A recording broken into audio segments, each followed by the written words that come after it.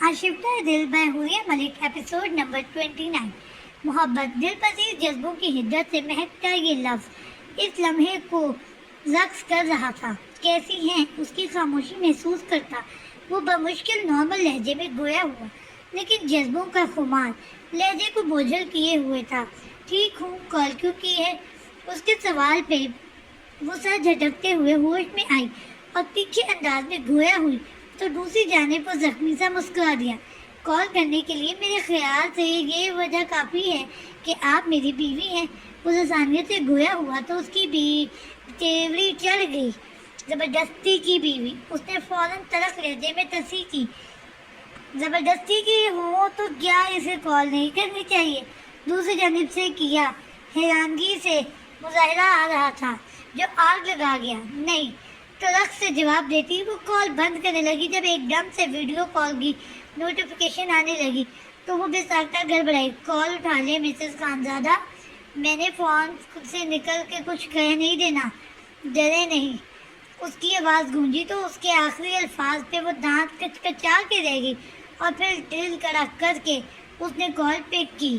Call pick करते ही उसने निगाह स्क्रीन पर गई जहाँ वो ब्लैक ट्राउज़र के साथ ब्लैक टी शर्ट पहने बिखरे बालों के साथ बहुत डैशिंग लग रहा था। उसने उसकी टी शर्ट से झांकते मजबूत बाजुओं पे निगाह डाली तो जहनी रो भटकने लगी। उसके दिल में एक लहर पर को बस ये उबहाम सा आया कि इख्तलाफ से परे हट के देखा जाता तो हमास खानजादा एक बहुत ही डैशिंग लेडी कलर है जिसकी खड़ी नाक उसके अटल इरादों का पता देती थी, जबकि दूसरी जानिब उसके ख्यालात से नावाकिफ वो इतने दिनों बाद यूं उसे देख के महबूब रह गया जो मैरून शर्ट के साथ स्किन ट्राउज़र पहने इस वक्त स्किन मफलर कंधों पर लटकाए हुए मैसी से जुड़े के साथ उसका चैन और सुकून लूटने के सबब बन रही थी। कॉल भी की थी तो कुछ पल सुकून से गुजारेंगे, लेकिन इस लम्हे आपको यूं देख के दिल मज़ीद बेसुकून हो चुका है और किस्मत की सितम ज़रीफ़ी है कि पास आगे बेसुकूनी को सुकून में भी बदल नहीं सकता। खुमार आलूद लबो लहजे में कहता हुआ वो ना चाहते हुए भी उसके चेहरे पे सुर्खी बिखेर गया, जबकि उसके चेहरे पे बिखरती सुर्खी को देख के हमास से अंदाज़ा लगाना मुश्किल हो गया कि ये सुर्खी गुस्से की थी या शर्म की। घटिया फजूल बातों का लिमिटेड स्टॉक है तुम्हारे पास खानजादा। लगता है कि यूनिवर्सिटी में तुम यही पढ़ते रहे हो। इतने दिनों बाद लापता हुआ था या इतने दिनों बाद उसे देखने का असर था कि उसके लहजे में इस वक्त तनफ्फुर नहीं बल्कि झुंझुलाहट थी जो हमास को महसूस कर रही थी। इन घटिया और फजूल बातों को यहाँ रोमांस कहा जाता है मिसेस खानजादा। वो शौक निगाहों से उसकी दिलकश शराबे को देखता हुआ बोला जो इस वक्त उसका ईमान मुतज़लज़ल कर रहा था। वो लाल बबू का चेहरे के साथ उसने खा जाने वाली नजरों से स्क्रीन पे नमूदार उसके खूबसूरत चेहरे को देखा तो न जाने क्यों उसके चेहरे पे बिखरे तबस्सुम को देखकर उसके होंठ मजीद जहर न उगल सके। मुझ पे ये खूनख्वार नजरों के तीर चलाने से कहीं बेहतर है कि मुझे प्यार से एक नज़र देख लें, मेरा काम हो जाएगा। अपनी तबीयत के बरखिलाफ वो बाएं आँख दबाता हुआ दिलफरेब लहजे में गोया हुआ तो उसके अल्फाज में नूरे ने चौंक के उसे देखा, जिसकी खूबरू और दिलकश चेहरे में उसे मोहब्बत के दिलफरेब रंग बिखरे पड़े थे। वो चंद सानिये उसके चेहरे को देखती कुछ सोचती रही और फिर यकायक उसकी आंखें मुस्कुरा दी। लाला तुम्हारे साथ होते हैं? उसने अपनी सोचों से कतई हरपर्दा तरफ सादा से लहजे में इस्तफसार किया तो उसकी आंखों के बदलते तासुरात को खोजना हमास उसके इस्तफसार पे चौंका। एक दिलकश औरत की बुरी नज़र हमारी दोस्ती को खा गई। उसके चोट करने वाले अंदाज में उसके लब बहुत कुछ कहने के लिए फड़फड़ाए, लेकिन वो जोर से लब भींचती, बहुत कुछ हलक से उतारती, फ़कत इतना बोली बिल्कुल जैसे एक वहशी मर्द की फजूल मर्दानगी किसी की मोहब्बत को खा गई। उसके सपाट लहजे में किए गए जवाबी हमले पे हमास ने बगौर उसके चेहरे को देखा जो शिद्दत से सुर्ख हो रहा था। मर्दानगी वाला दाना दिल को लगा है खातून, उसका जवाब घर आके दूंगा। چند لمحے اس کے تاثرات جانچنے کے بعد وہ بھاری لہجے میں گویا ہوا تو اس کے سر پہ لگی تلووں پہ جا بجھی۔ اس نے شرم و غصوں کے اچانک حملے سے مغلوب ہو گئی، کلستے ہوئے فوراً کال بند کی اور موبائل بیڈ پہ پھینکا۔ بدتمیز، بے شرم، لوفر انسان، لگتا ہی نہیں ہے کہ تایا سرکار جیسے ڈیسنٹ شخص کا بیٹا ہے۔ وہ کال بند کرنے کے بعد بھی تادیر بڑبڑاتی رہی۔ سین چینج۔ باہر سے نکلتے ہوئے ان دونوں نے ایک ساتھ دونوں بازو اور اوپر اٹھا کے گردن دائیں بائیں گھماتے ہوئے اپنی باڈی کو ریلیکس کیا اور پھر سر جھٹکتے ہوئے جانے لگے۔ ہے ڈیئر ڈیوس، پاس سے گزرتے مائک نے انہیں دیکھتے ہی گرم جوشی سے پکارا اور پھر ان کے نزدیک آنے لگا ان سے ملنے کے لیے۔ How was your paper? اس کے نرم لہجے میں کیے گئے استفسار پہ حماس نے سنجیدگی سے سر ہلاتے ہوئے گڈ کہا، جبکہ یمان چپ کھڑا رہا۔ چند منٹ اس سے مزید گپ شپ لگا کے وہ آگے بڑھتے تو حماس کو اس کی غیر متوقع چپ کا احساس ہوا۔ تمہیں کیا ہوا ہے؟ حماس نے گردن گھما کے اس کو دیکھا جو خاصا بیزار لگ رہا تھا۔ یہ پیپرز لینے والے فضول آئیڈیاز کس انسان نے دیا تھا؟ اس نے جوابی اکتاتے ہوئے سوال پہ اس کی ہنسی چھوٹ گئی، جس پر یمان نے گھور کے اسے دیکھا۔ یہ ہنسی اس وقت کہاں تھی جب ایک دن کی بیوی کو چھوڑ کے آ رہا تھا؟ اس کی ہنسی پہ تپتا ہوا وہ اس کے بگڑے موڈ کا حوالہ دیتا ہوا بولا تو اس کی ہنسی کو فوراً بریک لگی۔ میری بیوی کو ہر بات میں ناگا سیدھا کر، وہ ناگواری سے بولا، لیکن اس نے لاپرواہی سے سر جھٹکا۔ جس دن تمہاری بیوی نے اپنے منہ سے کہہ دیا کہ وہ واقعی تمہاری بیوی ہے، تب میں بھی تمہاری مان لوں گا۔ اس نے گویا ناک پر سے مکھی اڑائی، جبکہ اس کی بات پہ حماس نے بمشکل اپنے ہاتھ کو روکا کیونکہ سامنے سے دو پروفیسر گزر رہے تھے۔ اچھا چھوڑ یہ بیوی نامہ، میری بات سن۔ میں میرے لاسٹ پیپر ہوتے ہی پاکستان کے لیے نکل پڑوں گا، کیونکہ ہم اب دوست نہیں ہیں، اس لیے تمہاری اور میری فلائٹ سیم نہیں ہوگی۔ تو لائبریری کی سیڑھیاں آتے ہی وہ ان پہ بیٹھتا ہوں اب کے سنجیدگی سے بولا تو حماس نے تیکھی چٹونوں سے اسے دیکھا۔ سیم فلائٹ کیوں نہیں ہو سکتی؟ کیا دشمن ایک فلائٹ پہ سفر نہیں کرتے؟ کیونکہ ان دونوں نے اب تک کوئی بھی سفر یوں اکیلے نہ کیا تھا، تبھی یہ سب اسے خاصا ناگوار گزرا تھا۔ میں نے دشمنی پہ مبنی کتاب نہیں پڑھی، اس کا بجستہ جواب، مگر تنزیہ جواب آیا، جس پر اب کی بار فوراً دھموکا کمل پہ پڑا، جسے وہ مسلطہ نظر انداز کرتے ہوئے مزید بولنے لگا۔ دشمن سفر کرتے ہوں گے، لیکن ان کی دوستی کو مثالیں نہیں دی جاتی تھیں، اس لیے ہمیں یہ رسک نہیں لینا، ہمارا یوں ایک ساتھ واپس جانا سب کچھ گڑبڑ بھی کر سکتا ہے۔ مجھے پہلے ہی جانا ہوگا کیونکہ بلال ربانی کے جیل سے نکلنے سے پہلے مجھے اپنی شادی کروانی ہے۔ وہ سنجیدگی سے بات کرتا بات کے اختتام میں پٹری سے اتر گیا، جس پہ حسب سابق حماس نے اسے گولی سے نوازا اور پھر یہ کلفت مسکرا دیا۔ بلال ربانی کی جیل لمبے عرصے کی ہے، تم فکر نہیں کرو اور سکون سے اپنی شادی کرواؤ۔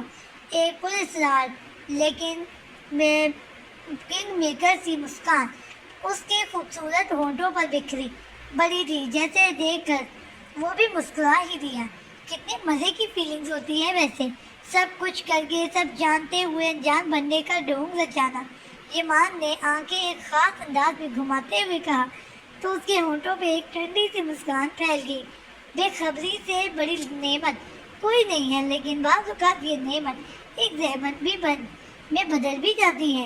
اسی طرح جیسے چچا لوگوں پہ کروایا گیا حملہ، اس کی سرمئی آنکھیں دہکنے لگی۔ اسے اس لمحے کی اذیت یاد آئی جب ٹیک آف کے وقت اس کے موبائل کے سگنلز ڈراپ ہو گئے تھے اور اسی لمحے بلال ربانی نے شوٹ آرڈر دیے تھے جن کے متعلق آگاہ ہونے سے وہ محروم رہ گیا تھا۔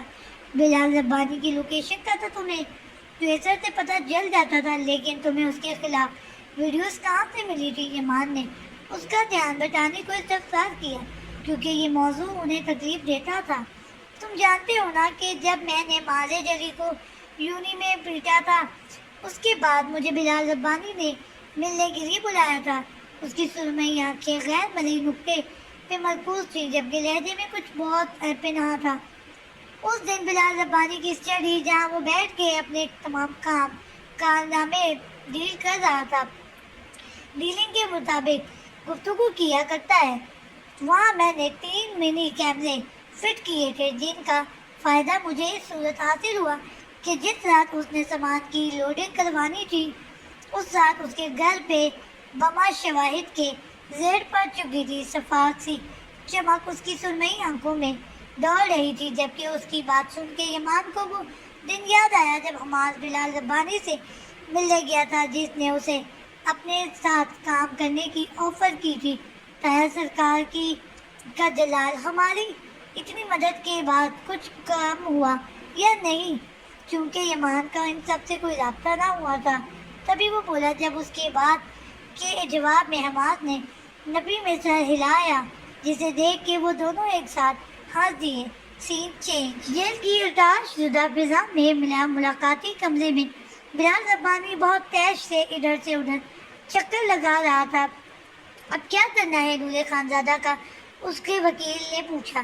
اس کے وکیل جلال، جو کہ بمشکل 29-30 سال کا ہوگا، لیکن اپنی شیطانی پلاننگز کی وجہ سے وہ گزشتہ 3 سال سے ہر کیس جیتتا چلا آ رہا تھا۔ اس کا ماموں ولید یاسر، جو کہ اس سے پہلے بلال ربانی کا وکیل رہا تھا، لیکن جلال احمد کے پریکٹس میں آتے ہی جس طرح اس کے چرچے شروع ہوئے تھے، اس کے بعد سے ولید یاسر کی سفارش پر بلال ربانی نے اسے اپنا لائر بنایا، اور پھر اسے بنا کے پچھتائے نہیں، کیونکہ ان کے ہر معاملے کو اس طرح خوش اسلوبی سے سلجھایا تھا کہ وہ دنگ رہ گیا۔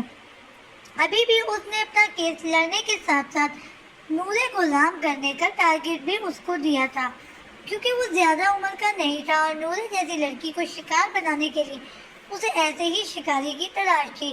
مگر نورے کی جانب سے ملنے والے جواب پہ وہ دونوں شکست سے 2-4 پیچوں تک کھا رہے تھے۔ ابھی کچھ نہیں کرنا، بلکہ خاموشی سے دیکھو اس کا انتقام، کیونکہ انتقام کے معاملے میں ایک عورت سے زیادہ بے رحم اور شفاق کوئی نہیں ہوتا۔ وہ ٹہر ٹہر کے پرسوچ انداز میں بولنے لگا، جبکہ وہ اس کے چہرے کو دیکھتا بغور سن رہا تھا۔ اور پھر یہاں عورت ہی بیر خانزادہ کے خاندان کی ہے، جس کی رگ رگ میں عزم ٹوٹ ٹوٹ کے بھرا ہے، لیکن جہاں ہمیں لگا کہ یہ عورت اپنے انتقام سے پیچھے ہٹ رہی ہے، تب اسے اپنے پاس ضرور بلائیں گے۔ لیکن ابھی چپ کر کے دیکھو اور سانپ کے مرنے اور ساتھ ہی لاٹھی کے ٹوٹنے کا بھی انتظار کرو۔ اس نے اپنے شیطانی انداز میں بات مکمل کی تو جلال احمد کی آنکھوں کی چمک اور بڑھ گئی۔ فی الحال تو مجھے یہاں سے نکالنے کی طرف دھیان دو۔ بلال ربانی کی خوف سے اس چار دیواری کو دیکھا۔ سر، میں پوری کوشش کر رہا ہوں، لیکن چونکہ ریڈ بما شواہد کی ہوئی ہے، اس کے لیے بیل یعنی ضمانت کا ہونا یا ہو نہیں پا رہی، مگر آپ پریشان نہیں ہوں، جلد ہی آپ اور آپ کے ساتھی باہر ہوں گے۔ وہ تسلیہ میرے لہجے میں گویا ہوا، اور پھر ملاقات ختم ہونے کا نعرہ سن کے اس کے ساتھ معالقہ کر کے باہر نکل گیا، جبکہ پیچھے اب بلال ربانی تک سے سیاہ پردے چہرے کے ساتھ سلاخوں کی جانب دیکھ رہا تھا۔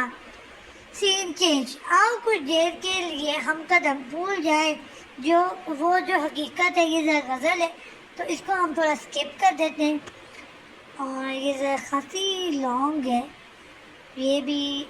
جی، دن بہت سبک روی سے گزر رہے تھے۔ حسین صاحب آہت اور فیروز کے ساتھ حویلی واپس آ چکے تھے، جبکہ بلال ربانی تاحال جیل کی سلاخوں کے پیچھے ہی تھا، کیونکہ اب کی بار حسن خانزادہ پوری جان فشانی کے ساتھ اسے اس کے کیے کی سزا دینے کو تیار جو تھے۔ ایسے ہی ایک عام دن میں وہ حسب معمول مال جلی کو دیکھنے کے لیے ہاسپٹل جانے کے لیے تیار ہو رہے تھے، جب اس کی ذہنی روح بھٹکتی ہوئی اس کی جانب مڑی، جس کے کہے ایک فکرے نے اسے ایک الگ ڈگر پہ چلا دیا تھا۔ تم نے صحیح کہا تھا، مجھے تمہیں زہر دینے کی تو ضرورت ہی نہیں ہے، جبکہ تم شہد دینے سے بھی تم مر سکتے ہو۔ شیشے پہ نظر آتے ہیں اپنے دل نشین سراپے پہ ایک بار پور نگاہ ڈالتی ہوئے کھل کے مسکرائی، اور پھر دونوں بازو اٹھاتے ہوئے گنہرے بالوں سے اس کاپ میں جکڑا۔ ایک اختتامی مگر تنقیدی نگاہ اپنے عکس پہ ڈالی اور وہ صوفے کی طرف بڑھی اور وہاں پر اپنا سیاہ کوٹ اٹھا کے وہ تیزی سے دروازے کی جانب بڑھی. ڈور نوب پہ ہاتھ رکھتے ہوئے اس نے جیسے ہی دروازہ کھولنا چاہا، دروازہ ایک جھٹکے سے اندر کی جانب کھلا تو وہ فوراً ایک قدم پیچھے ہٹی اور چونکتے ہوئے سامنے دیکھا تو پل بھر کے یہ زمین و آسمان نگاہوں کے سامنے گھوم گئے. دروازے کی چوکھٹ پہ کھڑا وہ سیاہ جینس کے ساتھ سیاہ شرٹ اور سیاہی ویسٹ کوٹ پہنے، کف کونیوں تک فولڈ کیے، وہ سیاہ بال طریقے سے جمائے، سیاہ شوز پہنے، اس کی دھڑکنوں کو پل بھر کے لیے ساکت کر گیا تو اس کے لب بے آواز سرسرائے، لیکن وہ اس کے نیچرل لپسٹک سے سجے ہونٹوں کو کی اس حرکت سے بے نیاز ایک قدم آگے بڑھا، پھر دوسرا قدم، پھر تیسرا قدم. جب بڑھتے قدموں کی تعداد میں اضافہ تو ہوا تو اس کے سامنے متعجب اور ششدر کھڑی نورے کو یکایک کم ہوتے فاصلے اور بڑھتی نزدیکی کا اندازہ ہوا تو اس کے ایک قدم پیچھے بڑھایا. جب دوسری جانب ایک قدم مزید آگے بڑھا، اس کے آگے کو تو اٹھتا قدم دیکھ کے اس کی نگاہ اٹھی، جس کا فائدہ اٹھاتے ہوئے حماس کے سیاہ شوز میں مقیم پیر اس کی سیاہ ہیل میں مقیم پیروں کو بالکل قریب پہنچ آئے. یہ نزدیکی اس قدر غیر متوقع تھی کہ وہ کوئی سدباب بھی نہ کر سکی اور پھر ایک قدم پیچھے بڑھایا. اس کے سیاہ پینٹ کے ساتھ سیاہی شرٹ جو اس کے اسٹائلش سے سیاہ اور سلور بیلٹ کے اندر ڈسی ہوئی تھی پہنے، بالوں کو سیاہ اسکارف کے جکڑے، سفید نازک پیروں کو سیاہ ہیل میں مقید کیے، دلکش اور بہکا دینے والے سراپے کو اپنی بے باک اور پرشوق نگاہوں کی زد میں رکھے، وہ جو اس کے بے حد نزدیک پہنچتا اپنے تڑپتے دل کو سکون پہنچانا چاہتا تھا. اس کے پیچھے ٹوٹے قدم پہ جیسے وہ پاگل ہو اٹھا. میری پیاس کو بھڑکائے نہیں نورے، پچھتائیں گی. جذبوں کی شدت سے بوجھل لہجہ اس کے اس سے متنفر دھڑکنوں کو منتشر کر گیا.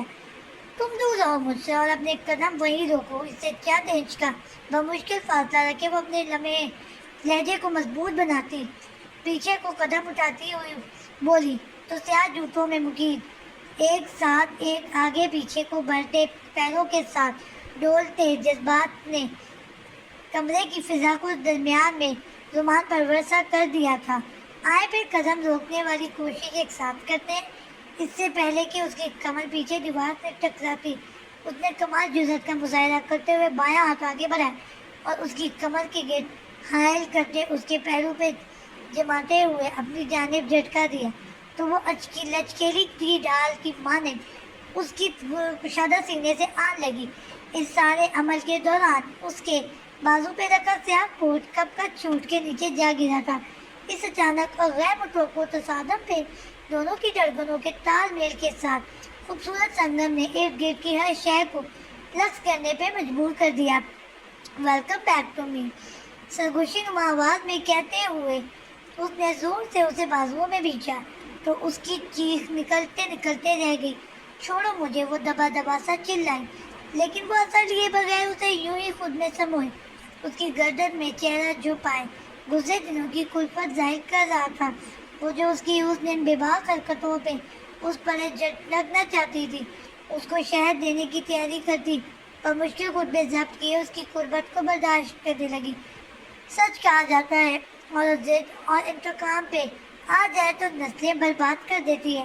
سب کے لیے میری یہ نفرت، میرا یہ غصہ بے معنی ہوگا، لیکن تم کسی شخص سے اس کی آزادی، اس کی خواہشات، اس کی خوشیاں چھیننے کا سبب بنو گے تو تم ایک ناقابل تلافی جرم کے خطا وار ٹھہرو گے، بالکل اسی طرح جس طرح تم سبب بنے ہو. اس کے سینے سے لگی وہ دل ہی دل میں مصم ارادے باندھ رہی تھی. جب اس کی مضبوط انگلیوں کا لمس اپنے بالوں پہ محسوس کرتی وہ لرز اٹھی. حماس چھوڑو مجھے. وہ اس سے زیادہ اس شخص کی گستاخیاں برداشت نہیں کر سکتی تھی. تبھی وہ اس کے سینے پہ ہاتھ جماتی دبے دبے لہجے میں بولی تو اس نے ہولے سے جھٹکتے ہوئے اس کے ہونٹوں کو نرماہٹ محسوس کی تو اس کا پورا وجود حیا کے اچانک ریلے باعث جنجنا اٹھا، جبکہ چہرہ شرم اور دبے دبے غصے کی لالی سے دہکنے لگا.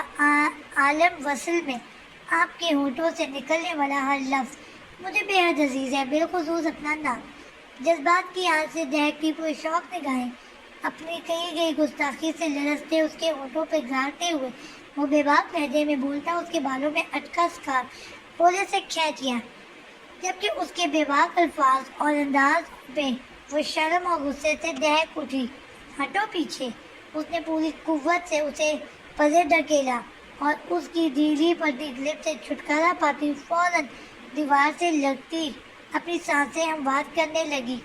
مردانگی کے تانے دینے کے بعد اب یہ گریس کچھ جچا نہیں ہے مسز خانزادہ۔ اس کے سرخ چہرے پہ نگاہیں گاڑتے وہ متبسم لہجے میں بولتا، ایک ہاتھ سے ویسٹ کوٹ کے بٹن کھولتا، دوسرے ہاتھ سے اپنی سیاہ بیلٹ ایک جھٹکے کے ساتھ کھینچ کے نکالتا۔ اس کی دھڑکنیں ساکت کر گیا۔ سین چینج، دونوں ہاتھوں سے بالوں کو جوڑا بنائے وہ کثر مندی سے سیڑھیاں اتر رہی تھی جب اسے نچلے پوشے میں معمول سے ہٹ کے ہلچل محسوس ہوئی۔ چونکہ وہ سر درد کی وجہ سے صبح سے ہی اپنے کمرے میں بند تھی، اس لیے وہ ہلچل کی وجہ جاننے سے قاصر تھی۔ وہ تجسس سے ادھر ادھر دیکھتی کچن کی جانب بڑھی، جہاں اسے اقدس بیگم اور زلیخا بیگم ملازماؤں کے ساتھ خاصی مصروف نظر آ رہی تھی۔ اماں بیگم، کیا کوئی مہمان آ رہا ہے؟ اس نے شیلف پہ رکھے سلاد کے ٹرے سے کھیرے کے ٹکڑے اٹھاتے ہوئے متجسس سے سوال کیا تو اقدس بیگم نے ایک مصروف سی نگاہ اس پہ ڈالی۔ ہاں، لال حویلی والے آ رہے ہیں سب، انہوں نے سرسری سے لہجے میں جواب دیا تو وہ چونکی۔ لال حویلی والے اکثر آتے جاتے رہتے ہیں، لیکن ایسا اہتمام تو وہ کرنے سے منع کرتے تھے۔ پھر آج کیا ایسی خاص بات تھی جو ہر کوئی مستعد نظر آ رہا تھا؟ وہ تو پہلے بھی آتے ہیں۔ آج کوئی خاص بات ہے؟ آپ کے سوال کرتے ہوئے اس نے ہاتھ شامی کبابوں کے آمیزے کی طرف بڑھایا تو زلیخا بیگم نے ہلکی سی چپت اس کے ہاتھ پہ رسید کی۔ ہاں، آج ہمارے مہمان بھی کافی عرصے کے بعد آ رہا ہے تو آغا جان نے کہا ہے کہ کھانے کا اہتمام کریں۔ انہوں نے مصروف انداز میں جواب دیا، لیکن ان کے جواب سے اس کا سر ایک دم سے چکرانے لگا۔ میں پورے دھوم دھڑلے سے آپ کو آپ کے گھر والوں کے سامنے چرا کے لے جاؤں گا۔ اس کے پرعزم آواز اس کے کانوں میں گونجی تو اس کا دل اس کے کانوں میں دھڑکنے لگا۔ جاری ہے۔